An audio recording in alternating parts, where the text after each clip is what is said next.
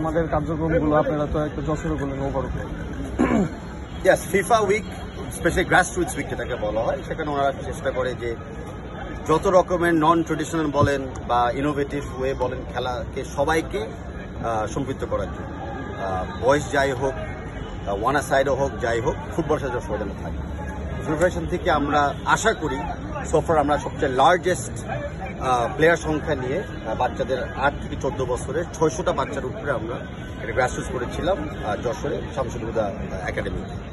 এখনো পর্যন্ত সেটা সবচেয়ে লার্জেস্ট টুর্নামেন্ট হয়েছে ফিফা উইকের মাঝখানে। আরো 2 দিন বাকি আছে, দেখি আর কেউ এটাকে বিট করতে পারে কিনা।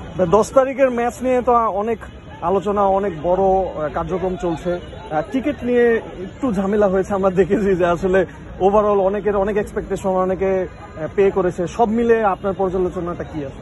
10 তারিখের আগে এখনো সময় আছে, তাই আমরা ইচ্ছা করে একটু সময় নিয়ে আমরা টিকিটগুলো ছেড়েছি। বাংলা ফুটবল ফেডারেশন থেকে আমরা সবসময় চেষ্টা করি নতুন কিছু করার জন্য, ইনোভেটিভ কিছু করার জন্য। প্রথমবার কিছু করতে গেলে, ইনোভেটিভ হতে হলে একটু ভুল ত্রুটি হতে পারে, যেটা আমি স্বীকার করে নিয়েছি। কিন্তু ইস্যুটা না যে সমস্যা হচ্ছে, ইস্যুটা হলো আমরা কত দ্রুত সমস্যাটাকে সমাধান করতে পারছি। আমরা আশাবাদী ভেরি কুইক আমরা সমাধান করে দিব। এটাও বলে রাখি, যে ধরনের আমরা ইনকোয়ারি এবং রেজিস্ট্রেশন পেয়েছি টিকিটের জন্য, স্টেডিয়ামের ক্যাপাসিটি কিন্তু মাত্র 18,000 গ্যালারিতে, আর আরো 2,000 গ্যালারির বাইরে।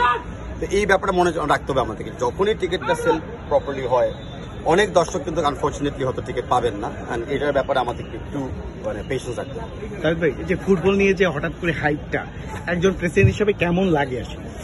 হ্যাঁ, আমি মনে করি না যে হঠাৎ করে কোনো হাইপ আসছে। আমি মনে করি ধারাবাহিকভাবে ফুটবলটা গ্র্যাজুয়ালি ইমপ্রুভ করছে। ফুটবলে অনেক ডিপার্টমেন্ট ছিল, আমি মনে করি হঠাৎ বলবো না।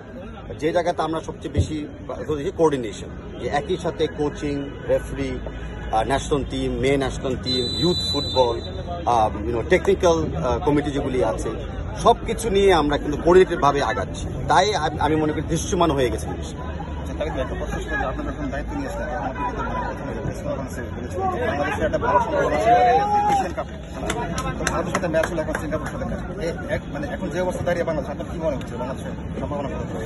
আমি তো এখন মনে করি বাংলাদেশের সম্ভাবনা গ্রুপ চ্যাম্পিয়ন হওয়ার জন্য। আমাদের গ্রুপ কিন্তু এশিয়ান কোয়ালিফায়ার সবচেয়ে টাফেস্ট গ্রুপ, এটা আমাদের মনে রাখতে হবে। আর সেই টাফেস্ট গ্রুপে কিন্তু সব টিম এখনো সমান তালিকাতে আমরা আছি, 1 পয়েন্ট ড্রতে আর 0 গোল। তো মনে করতে পারেন যে জুনের 10 তারিখে এই গ্রুপের নতুনভাবে একটা র্যাঙ্কিং শুরু হতে পারছে। But I am very very confident যে আমরা আগামীতে খেলা জিতবো, আমরা এএফসিতে কোয়ালিফাইও করবো, অ্যান্ড তার পাশাপাশি ন্যাচুরালি আমাদের র্যাঙ্কিংও বেড়ে যাবে। ভাই, টিকিট কালোবাজির প্রশ্ন তোলা হচ্ছে সোশ্যাল মিডিয়ায়, এটা কি আদৌ কি সম্ভব কিনা, যেহেতু পুরোটাই অনলাইনে চলে গেছে? এবং গতকাল বলছিলেন যে আপনার বাবা মাও আসলে বলেছিলেন টিকিটের কথা, সেটা অনলাইনে আসতে হবে। এখন আমরা সব কিছু করছি যেন একদম সাধারণ ফ্যান, লয়াল ফ্যান যেন টিকিটটা নিজের হাতে নিতে পারে, কারো ব্রোকার বা কারো মাধ্যমে নয়। আর যারা যারা কালোবাজারি করতে চায় তাদের তো আপনারা নমুনা শুনিয়ে গেছে মুহূর্তে। এই সাইবার অ্যাটাক যেটা হয়েছে আমাদের ওয়েবসাইট এবং টিকিটিং প্ল্যাটফর্মের উপরে, সেটা কিন্তু মূলত হয়েছিল বিকজ 1 বা 2টা আইপি অ্যাড্রেস থেকে চেষ্টা করেছিল ব্যাপকভাবে এগুলোকে ব্লক করার জন্য। সেটা আমরা হতে দিই নাই, সেই কারণে কিন্তু এখন সাইটটা ডাউন আছে।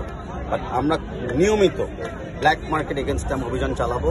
টিকিট কেনার থেকে শুরু করে স্টেডিয়ামে প্রবেশ করা পর্যন্ত আমরা একটা নজরদারিতে রাখবো, যে কারণে টিকিটটা সম্পূর্ণ অনলাইন এবং ডিজিটাল প্রক্রিয়াতে যাচ্ছে। দর্শকদের জন্য যদি আমরা বলি স্পেসিফিক কোন টাইমটাতে তারা আবার ওই টিকিটগুলো পারচেজ করতে পারবে, এমন কি কোনো টাইম? আমরা এখনো আশাবাদী আজকে রাত্রে থেকে শুরু হবে, তবে ডেফিনেটলি আজকে রাত 10টার পর থেকে আমরা হয়তো সীমিত আকারে হলেও সাইট এবং প্ল্যাটফর্ম অন করে দিব।